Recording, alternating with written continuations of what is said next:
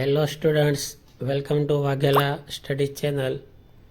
મિત્રો, જો તમે મારી ચેનલને હજી પણ સબસ્ક્રાઈબ ન કરી હોય તો સૌથી પહેલાં સબસ્ક્રાઈબ કરો, લાઈક કરો અને તમારા મિત્રોને શેર કરો કે જેથી કરીને પરીક્ષાને લક્ષી કોઈ પણ જાતના સોલ્યુશનો તે મેળવી શકે. હવે આજે આપણે 12 કોમર્સનો વાણિજ્ય વ્યવસ્થા અને સંચાલન વિષયનું સોલ્યુશન કરીએ છીએ. તેમાં વિભાગ બી અને સીનું સોલ્યુશન આપેલું છે. અત્યારે આ વિડીયોમાં વિભાગ ઈનું સોલ્યુશન આપવાનું છે. વિભાગ ઈ મોટા સવાલોનો હોય છે. કુલ 20 માર્કનો પ્રશ્ન છે. તેમાં કોઈ પણ 4 પ્રશ્નોના જવાબ તમારે લખવાના છે. બરાબર? તો પ્રશ્નની વાત લઈએ તો આ રીતે પ્રકરણ 1, 2, 3 અને 4, 5, 6 આટલા પ્રકરણોના પ્રશ્નો આવશે. તેમાં 5 અને 6 પ્રકરણ આપણે સ્કીપ કરવા છે. એક પહેલું, બીજું, ત્રીજું, ચોથું 4 પ્રકરણોના મોટા સવાલો મેં અહીં આપેલા છે. તમે આટલા કરશો એટલે તમને 4 પ્રશ્નો આવડી જશે. તો હવે આપણે જવાબ શરૂ કરીએ. તમે અસાઇનમેન્ટ ખોલી રાખજો. સવાલ અસાઇનમેન્ટમાંથી જોજો. આમ તો સવાલોના જવાબ મેં સિક્વન્સમાં જ આપેલા છે, પણ છતાં સવાલ જોવાનું રાખજો અને લખવાનું રાખતા નહીં, ડાયરેક્ટ મોબાઈલમાંથી પાકો કરજો જેથી સમય ન બગડે, કેમકે એક સવાલ મોટા સવાલો છે. જો સવાલ પહેલો, પ્રકરણ 1, માનવ સંસાધન સંચાલનનો અર્થ આપી તેની લાક્ષણિકતાઓ સમજાવો. જો માનવ સંસાધનનો અર્થ આપેલો છે અને તેની લાક્ષણિકતાઓ આપેલી છે. તો આ રીતે તમે તૈયારી કરજો, ડાયરેક્ટ આમાંથી તે પાકું કરજો.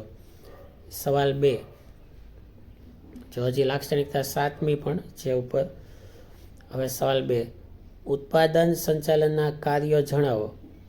જો આ ઉત્પાદન સંચાલનનો અર્થ આપ્યો છે અને તેના કાર્યો આપેલા છે. કુલ 10 કાર્યો આપેલા છે. આ બધા પાકા કરવાને પરીક્ષામાં લખી નાખજો કાલે. ત્યારબાદ સવાલ નંબર 3, માર્કેટિંગ સંચાલનનો અર્થ આપી તેના કાર્યોની ટૂંકમાં સમજૂતી આપો.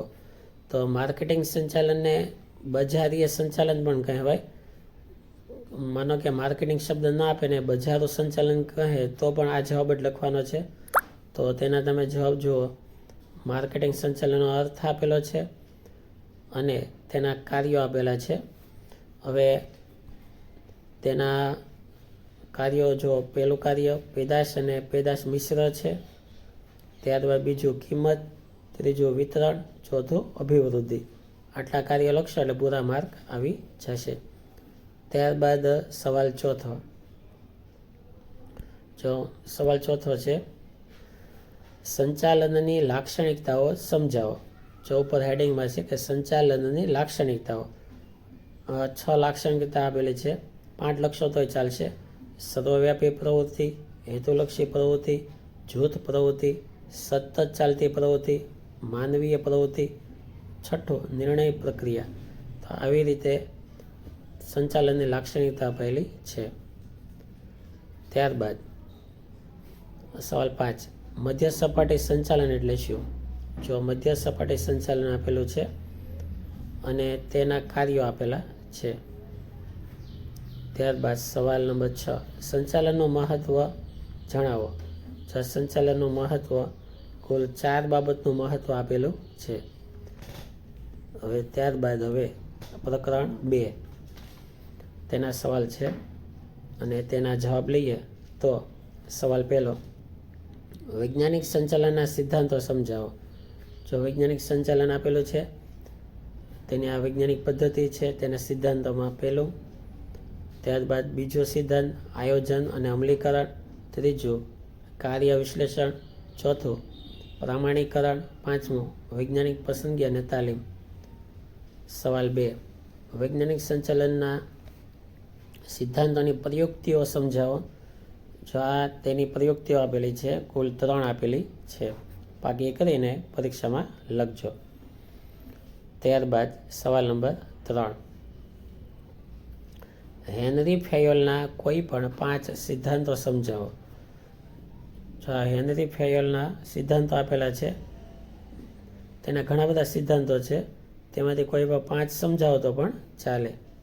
તો સિદ્ધાંતોની યાદી આપેલી છે. હવે સિદ્ધાંતોને સમજાવેલા છે. જો પેલું શ્રમ વિભાજનનો સિદ્ધાંત, બીજો સત્તા અને જવાબદારીનો સિદ્ધાંત, ત્રીજો શિસ્તનો સિદ્ધાંત, આ રીતે બધા સિદ્ધાંતો સમજાવેલા છે હેનરી ફેયોલના. સવાલ નંબર 4, સંચાલનના સિદ્ધાંતોનું મહત્વ સમજાવો. તો સંચાલનના સિદ્ધાંતોનું મહત્વ આપેલું છે.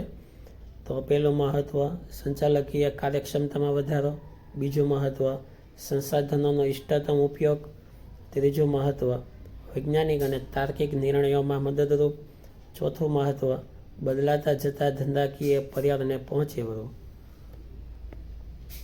સવાલ 5, પીટર એફ ડુકરનું સંચાલન ક્ષેત્રે પ્રદાન જણાવો. જો પીટર એફ ડુકરનું પ્રદાન આપેલું છે, થોડુંક અહીંયા છે. અને પછી સવાલ નંબર 6, સંચાલનના સિદ્ધાંતોનું સ્વરૂપ સવિસ્તાર સમજાવો. તો સંચાલનના સિદ્ધાંતોનું સ્વરૂપ અહીં સવિસ્તાર અપાયેલું છે. તો અહીં પાઠ 2 પ્રકરણ 2 પૂરો થાય. હવે પ્રકરણ 3 સવાલ પહેલો. કુલ 5 સવાલ જવાબો છે. હવે એમાં સવાલ પહેલો, આયોજનના લક્ષણો વિસ્તારપૂર્વક સમજાવો. જો આયોજનના લક્ષણો આપેલા છે, એમાં પહેલું સર્વવ્યાપી પ્રક્રિયા, બીજું સર્વપ્રથમ કાર્ય, ત્રીજું સભાન અને બૌદ્ધિક પ્રક્રિયા, ચોથું પરિવર્તનશીલ પ્રક્રિયા, પાંચમું ચોકસાઈ, છઠ્ઠું પૂર્વાનુમાન, સાતમું વિકલ્પોની યાદી, આઠમું ભવિષ્ય સાથે સંબંધ વગેરે. સવાલ નંબર 2, આયોજનની પ્રક્રિયા સમજાવો. જો આયોજનની પ્રક્રિયા અપાયેલી છે, બરાબર, તો તે પ્રક્રિયા સમજાવવાની. ત્યારબાદ સવાલ નંબર 3, આયોજનના ઘટકો સમજાવો. જો આયોજનના ઘટકો આપેલા છે, પહેલું ઘટક હેતુ ધ્યેય, બીજું ઘટક વ્યૂહરચના, ત્રીજું ઘટક નીતિ, ચોથું ઘટક પદ્ધતિ વિધિ. તો 4 ઘટકો સમજાવવા. સવાલ નંબર 4, આયોજનની મર્યાદાઓ સમજાવો. જો આયોજનની મર્યાદા આપેલી છે, પહેલી ભાવિની અનિશ્ચિતતા, બીજી મર્યાદા ખર્ચાળ પ્રક્રિયા, ત્રીજી લાંબી પ્રક્રિયા, ચોથી આયોજન અપ્રસ્તુત. તો આ આયોજનની 4 મર્યાદા અપાયેલી છે. સવાલ નંબર 5, યોજનાના પ્રકારો સમજાવો. જો યોજનાના પ્રકારો આપેલા છે, પહેલી કાયમી યોજના, બીજું વ્યૂહાત્મક યોજના, ત્રીજું સુનિયોજિત યોજના. હવે પ્રકરણ 4, તેમાં 6 સવાલ જવાબો છે. તો સવાલ પહેલો, વિકેન્દ્રીકરણનું મહત્વ સ્પષ્ટ કરો. તો એમાં પહેલું ત્વરિત નિર્ણયો, પછી બીજું ઉચ્ચ સપાટીના કાર્યભારમાં ઘટાડો, બીજું અભિપ્રેરણમાં વધારો, ચોથું સંચાલકીય પ્રતિભાનો વિકાસ, પાંચમું અસરકારક અંકુશ. આ લખવાનું આટલું. સવાલ નંબર 2, રૈખિક વ્યવસ્થા તંત્ર અને કાર્યાનુસાર વ્યવસ્થા તંત્ર વચ્ચેના 5 તફાવતો દર્શાવો. આ 5 તફાવતો અપાયેલા છે. ખાસ લખવા, પાકા કરવા, તફાવત બહુ ઇઝી પડે. ત્યારબાદ સવાલ નંબર 3, વ્યવસ્થા તંત્રની લાક્ષણિકતાઓ સમજાવો. તો જે આ વ્યવસ્થા તંત્રની લાક્ષણિકતાઓ અપાયેલી છે, પહેલી લાક્ષણિકતા ધ્યેય લક્ષી પ્રવૃત્તિ, બીજી આયોજન પર આધારિત, ત્રીજી સત્તા અને ફરજોની સોંપણી. પછીનો સવાલ, રૈખિક વ્યવસ્થા તંત્રની રચના આકૃતિ સહિત સમજાવો. જો રૈખિક વ્યવસ્થા તંત્રની રચના સમજાવેલી છે, નીચે આકૃતિ આપેલી છે અને આકૃતિ સાથે નીચે સમજાવેલું છે. તો આવી રીતે આ સવાલનો જવાબ તૈયાર કરવો તમારે. બરાબર, આકૃતિ આવી રીતે દોરવી. ત્યારબાદ સવાલ નંબર 6, વ્યવસ્થા તંત્રની પ્રક્રિયાના તબક્કા ટૂંકમાં સમજાવો. સવાલ નંબર 5, વૈધિક વ્યવસ્થા તંત્ર અને અવૈધિક વ્યવસ્થા તંત્ર વચ્ચેના ગમે તે 5 તફાવતો.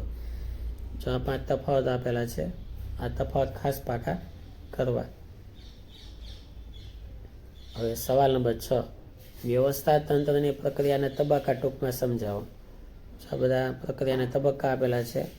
પહેલો તબક્કો હેતુઓની સ્પષ્ટતા, બીજો તબક્કો કાર્યોની યાદી, ત્રીજો કાર્યોનું વિભાગીકરણ, ચોથો વિભાગીય હોદ્દા. તો આ રીતે તૈયારી કરશો તો વિભાગીના પૂરેપૂરા 20 માર્ક આવશે. ખાસ વિડીયો પોઝ કરીને જ પાકો કરજો, લખવામાં સમય નહીં બગાડતા. Thank you very much.